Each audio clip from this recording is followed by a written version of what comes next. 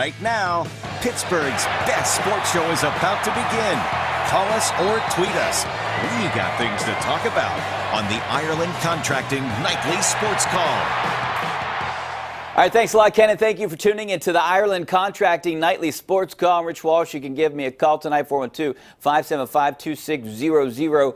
Paul Zeise is sitting right next to me, and we're going to get right into this conversation tonight. Antonio Brown, I think, has lost his mind even more. I don't know if you've seen the Instagram videos. We ran them at 6 o'clock. I'll run them again tonight at 11 o'clock on KDKA. And Paul, if he had a couple fans in Pittsburgh, he's really starting to lose them. Does he want everyone in Pittsburgh to hate him, I think, now? You know, I think he's actually having a little bit of fun now with this stuff. He has to be. I mean, he has to know that everybody's watching what he does. I mean, we had people talking today about how he unfollowed the Steelers. Yes. How would you even know that unless you're, so I think that he's trying to make it very clear that he doesn't want to be here.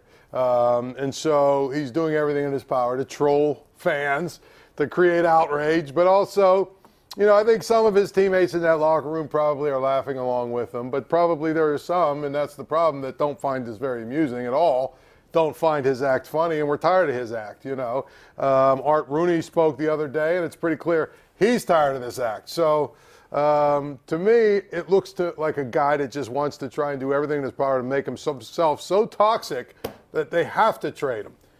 Be careful what you wish for, though, because you could go somewhere and the situation's not as good. Go to Buffalo. Go somewhere where the quarterback's not as good, and all of a sudden business ain't booming anymore. No, because you saw business wasn't booming when Michael Vick was the quarterback, right? Right.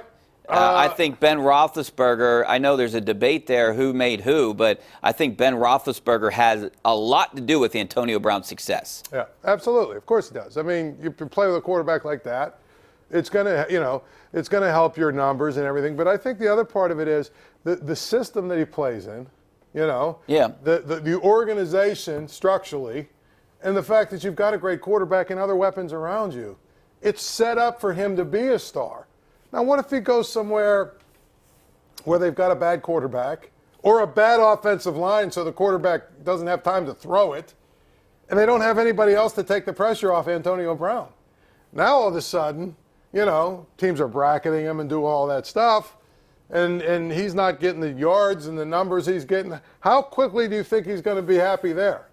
So how many teams do you think are going to want to trade for a guy like this? Will they be able to put up with him? I think someone will be able to put up with him for 2 or 3 years. It needs to be a team that's 1-2 players away, and this guy can make an impact. Yeah, that's why, to me, the whole thing with people talking about trading with the Raiders, I can't imagine the Raiders cleared away that much, got rid of that many established players and brought in that many picks if they weren't going to be serious about really just rebuilding. I mean, they're not 1 player away. They're not 5 players away. So why would they trade away picks for a guy who's 31 years old? That doesn't make sense. You would have kept Amari Cooper. There's got to be a teammate. Again, we laughed about it on the showdown the other night, but what if Jacksonville were to sign Joe Flacco and bring in Antonio Brown? Now, all of a sudden, that team looks like a team that you've got to really contend with, especially a healthy Leonard Fournette. Then all of a sudden, that's the kind of team that can change its profile pretty quickly. And their defense is already in place and everything else. There's a team you look at and say, 2 moves like that, they could be right back in the conversation for a Super Bowl team. And the Steelers could potentially get a high draft pick. Yeah. You would think that they would get a number 1 back from someone. Absolutely. I don't know about much more, but I think you would at least get one number 1. If they get a number 1, that's enough. I think it's enough, too. But, we'll talk about Antonio Brown a little bit more. Also, a little bit about the Penguins are struggling in Anaheim right now. The game's going on. No, I think it's 3-0 with a few minutes left. We just had the game on, just checked out the score. Chris Letang, he's an all-star, last man in the Metro. And Casey DeSmith, a big contract today. We'll get into more Steelers talk.